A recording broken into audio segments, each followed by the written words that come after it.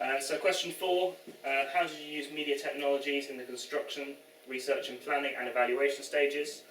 So the first part of this is obviously the Panasonic camera, essential obviously to making a film is the camera, and cinematography was very, very important to us. We've talked about it a lot and how sort of the way the film looked was a major sort of selling point of it, and so not only for narrative and for marketing purposes, we wanted to use a range of shots, and you know, a worse camera might have been a hindrance to this, but it absolutely allowed us to do everything we wanted to do. And obviously there's a tripod as well, which allows us to get the sort of range. I think also it was quite important for the, because basically throughout like the trailer we want to kind of suggest the narrative through our use of camera. So like quite a lot of the time we use low angles on our main protagonist to make him seem more powerful or more dominant, and we did the same with the boss character and the main antagonist. And we do kind of that throughout the whole trailer again to suggest the narrative of our trailer throughout. So yeah. Second section of our use of technology was the use of lighting equipment, and this is obviously very important to us because throughout our research and planning, the unique selling point that we wanted because of our influences like Welcome to the Punch and the Drive director, what's the guy's name? Nicholas Winding Refn. Yeah, those were our main influences, and they were so because of the way that they use colour and lighting and tone and the way they use those to suggest narrative. So within places in our trailer like the bar scene, we used one of these gels in front of one of the mains light in order to give it that blue wash, which really we thought worked well in suggesting isolation and sort of like a more intimate atmosphere in comparison to like the very harsh and bright lighting of the corridor and the meeting scene. And yeah, we also, with regards to lighting, not so much as equipment, but with regards to lighting, we chose areas in London which had bright lighting because of our wish to conform to our influences. So the shot on the bridge, the shot outside London Aquarium, both with purple lighting, and then the city centre where Gabriel was running, all of them have really vibrant colours, and yeah, I thought that was especially useful in our film. Okay, so the third section of basically the hardware we used was the sound equipment. It was probably our most troublesome area, I'd say, because none of us are particularly good at sound. But like we tried to overcome the obstacles by using pretty much every bit of sound equipment we had. So like condenser microphones, digital audio recorders, microtracks, boom poles, road mics. I don't know, all the stuff. So basically, when we did the AS task last year, we used very minimal sound. We used like the directional mic and a microtrack, and that was about it. But this year we wanted to kind of extend it and use kind of make our own ambient sound effectively. So for instance, when the transition between the moment when Gabriel goes into the room to find the guy dead, we actually recorded the sound of the gun cocking. We also recorded the sound of the footsteps leading up to the house, to the friend's house. We used we basically tried to extend our use of sound to kind of give us more marks effectively. Yeah, I'd say it was it wasn't just about sort of ambition. Part of it was ambition and wanting to make a good piece, and part of it was necessity because to do what we wanted to do, to have dialogue.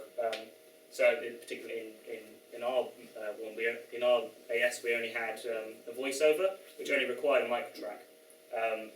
But this year also we needed to use the Rode mic in order to get sort of dialogue in scene. Obviously we had to dub some stuff, but a lot of it is actually from the set. Which was necessary in order to actually have dialogue, which is something that is in a trailer rather than just a voiceover. Which I think also in terms of the ambient sound, in terms of the layering of sound, what we didn't do last year is that we had a very bleak background noise. Like obviously, if you're in a room, there is a room that noise had, a noise that room has, even if it's not obvious. A completely plain sound when you're talking in a meeting room isn't going to work. So another thing that we did is that we used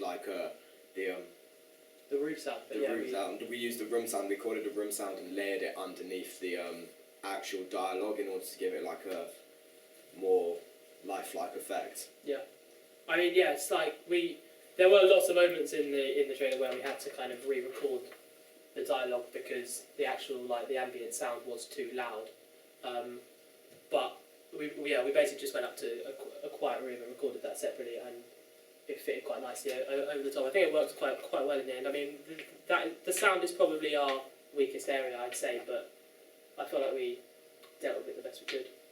Yeah. Basically, in terms of like software for our sound, which we didn't actually use, but how our product used that was our music producer, one of my friends, his alias is Agile on SoundCloud, who produced the actual music for our trailer through like Logic and the Machine 2000 mixing desk, I think he said. And although there were a few problems with this, we found the music a little bit repetitive, and there wasn't enough of a progression from Act 1 to the montage, apart from the increased bass line. We thought that the music in our trailer worked quite well, actually. Don't you guys think so? Definitely. Yeah, and we found it really easy to sync because of the heavy bass drum and the like obvious changes in tone. But yeah. I mean, SoundCloud in and of itself has been incredibly useful to us as a means of finding influences And temporary. and temporary sound, so that we could use something when we in our initial editing before we had the sound we ended up using. In our initial editing, we needed something to give us a sort of a beat and to give the trailer pace. And obviously we used SoundCloud for that, and we used it to look up influences, and you can embed SoundCloud onto Blogger, which is obviously where all our blogs are. So SoundCloud as a resource and as a website has been incredibly useful to us in and of itself, as well as being the main place where our music producer works. I think it's also important to say that the main soundtrack and the sound that goes on in the background of a trailer is probably the most important thing, because it gives it rhythm, it gives it something which the audience can kind of. Yeah, I mean, we personally found out how hard it was to edit without that sound. Yeah. Like the amount that we had to change from not having background music to having the background music, the timing of shots, the order of shots. So.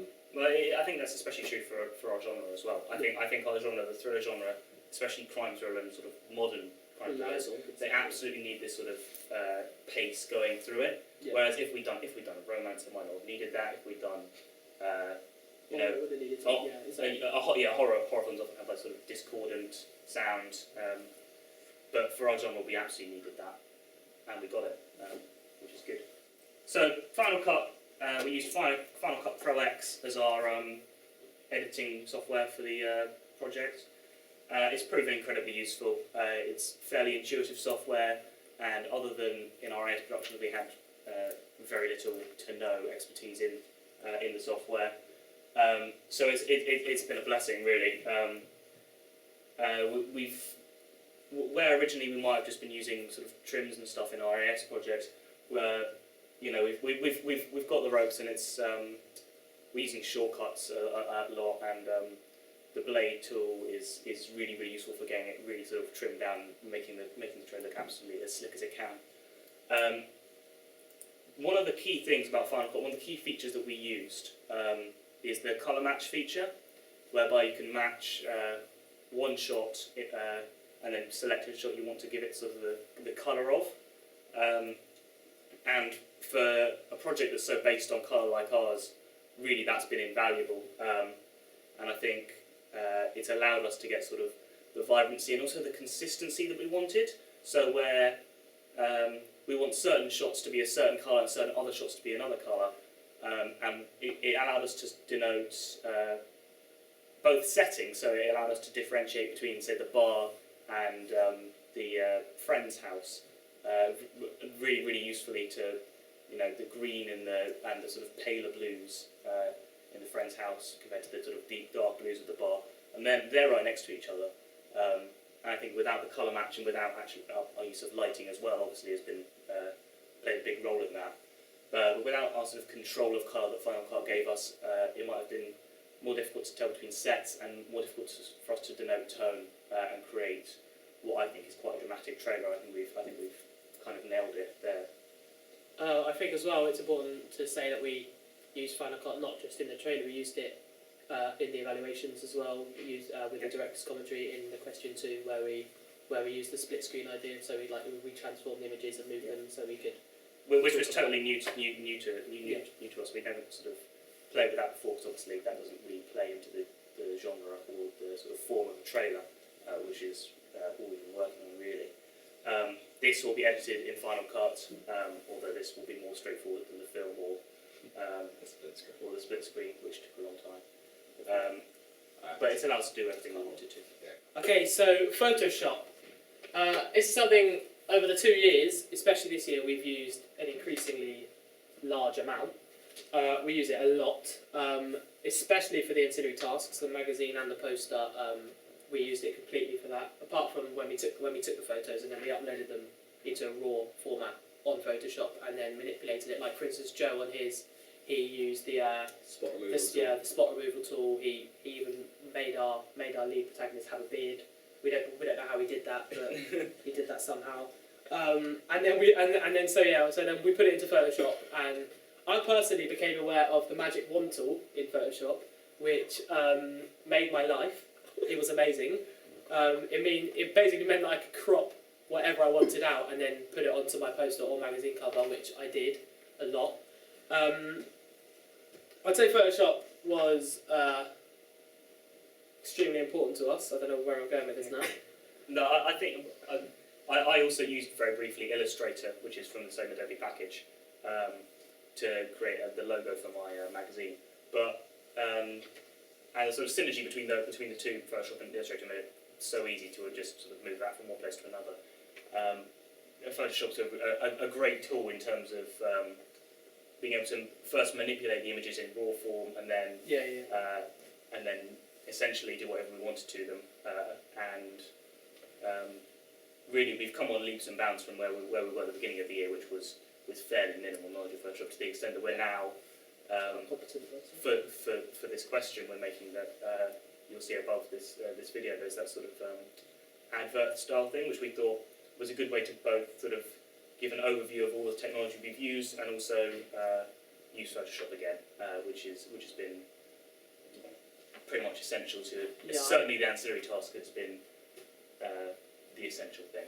I think it's as well essential to mention like the layering as well in Photoshop. Yeah. The amount of different layers we used. I mean, I personally must have used about 50 to 60 layers, and I'm sure these guys use the same. Because I mean, for instance, on my poster, on the title, and between the lines of all 3 of our posters, we must have used multiple layers to actually put the picture of Gabriel holding the gun, especially on our poster, in front of the lines. And I also did that on my poster on the title, the 2 Eval section, where we put the bar scene in there again to kind of provide that link between the trailer and the poster. An immense amount of work went into the ancillary tasks, but it would have been a whole lot more work if we didn't have Photoshop, because it's just got, you know, it's designed for professionals. It's got all the tools you need to create a professional looking thing. And if we've been using, I don't really know what else there is on the market. Photoshop's obviously dominant in the market, but if we've been using something less effective, then it would have been, you know, a vast amount of work to get anything done. Especially in terms of, you know, all the layering that went on, and all the filtering and colouring. Yeah, the colouring is something I want to mention as well, because we all use colouring on our poster and magazine cover too. Basically, we use like saturation. I personally use colour balance quite a lot so then especially with the main image of Gabriel, because we took it at quite like a bright kind of standout background. Yeah. It looked a bit weird on the poster cover, quite like when we first put it in, but then due to the fact that we learned how to change the colour and like the colour balance, the saturation, we actually it eventually looked like it fitted with the poster, which we could have done without Photoshop, so that was good. This year we actually used motion a lot less than I personally did last year. I'm not sure about these two because we had separate groups, but last year I used motion to put the actors' names on as we were doing the 2-minute film opening, and usually you almost always have the actors' names inside the first 2 minutes of the film opening. Whereas in a trailer, they usually either come on a black screen or on the final slate, and if they don't come on either of those, then they don't come at all. So we didn't actually feel a need to use motion, apart from possibly in the use of narrative, in the making of narrative graphics. However, I personally am more skilled in these two products in the making of things like narrative graphics, which is Sony Vegas and Adobe After Effects.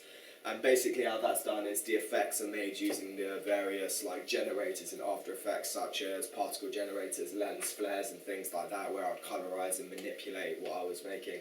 And then add them into Sony Vegas with a like transparent text thing that I made in Photoshop and lay them underneath the transparent text so they would come through, and then add more stops that I made in Adobe After Effects over the top of that to give it that real blue flare with like the blue rain coming down, but inside it's got this sort of more well, what I did is I tried to make it look like a police light, so you've got like the blue lens flares going on and you've got the solar flares going across the middle. So yeah, that was how we made narrative graphics, and I actually think they worked really well, especially with the title, because you have how it sort of it's the exact same colour and tone as some of the shots in our film. Like if you look at the narrative graphics, then you look at the shot of the London Eye, or if you look at the narrative graphics and you look at the shot of Gabriel next to the aquarium with the purple lighting in the background, it all really like works towards us working towards our influences, but also in making our own product. It kind of really set the tone for our entire film.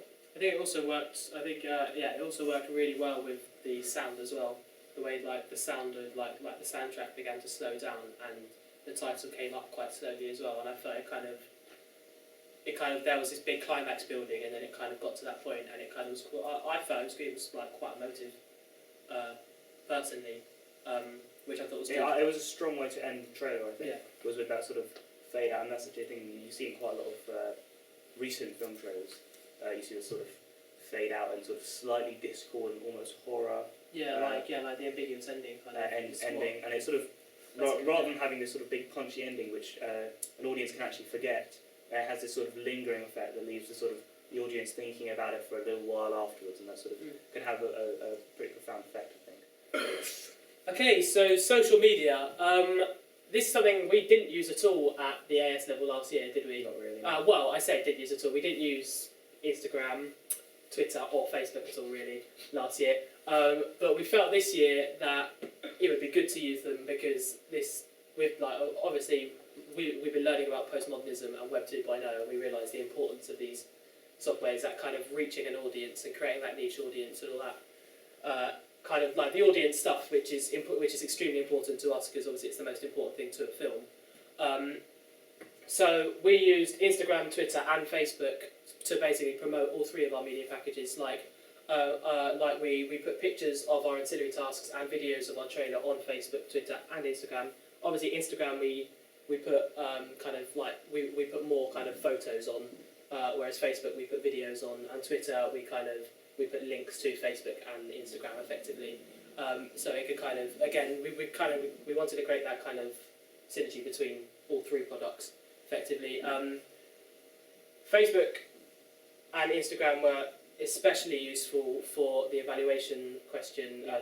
The second one about the third one about audience, because we put up our final trailer onto Facebook and asked people to comment what they think, like it, all that kind of stuff, which then kind of again helped us understand our audience more, to go along with all the surveys that we did at the audience screening, and we also put up our surveys on Facebook so the audiences could we could get more, so we could generate more kind of audience responses, which would be good for our audience feedback. I also think with Facebook, it's really useful because when you're doing audience screenings and things like that, as we have in our evaluation question 3 in school, you only really get certain age groups. You get the students who are in the 15 to 18, 15 to 19, but you don't get that 20 to 24 or the age group above that, the 25 to 30, whereas if we're sharing on social media, Instagram, Facebook, I think the three of us combined had something like 500 followers on Instagram or something like that. So so that reaches a lot wider range, and that gives us that sort of that depth of audience research. We're not limited to the age ranges that we have around us. We're not limited to teachers and students. We can have university students, we can have people who are working. Yeah, well, yeah, I mean, because like we all have followers that are from all different ages, like age groups, and we found like where we first did our audience research in the research and planning stage that there was a kind of older, kind of 40-year-old kind of group that actually liked our style of film. So putting it on Facebook allowed older and obviously Instagram allowed these older audiences, as Joe said, to actually view our trailer and our products effectively. Yeah, it's true of our ancillary tasks as well. As we use social media to get sort of feedback on those, especially, and actually that helped us in choosing which ancillary task, which of our 3 productions we were going to actually go forward with, because that was quite a difficult decision for us, I think. So Blogger is the sort of Blog's the final social media that we used essentially. Probably the most key, not in terms of audience feedback necessarily, or about sort of social aspects of social media, but it's where the all-important blog is housed, and it's where all our research and planning and evaluation and everything, all the times we talk about construction, everything is there. That's our sort of explorative medium, as sort of our mode of presentation, if you will. Okay, so another software we used was Prezi, which we used especially to talk about the ancillary tasks in the evaluation. And effectively, Prezi is just a kind of, in our opinion, it's a nicer and smoother PowerPoint. Effectively, although we're using a PowerPoint here, it's a nicer version of PowerPoint, as it's slick, it's clean, it looks good. We used it a lot for our audience research in the research and planning stage. We made a massive Prezi about all of our audience research, and we just use it as another form of like presenting the information that wasn't just put on the blog for you to read effectively. It was just a nicer, cleaner presentation that we can use.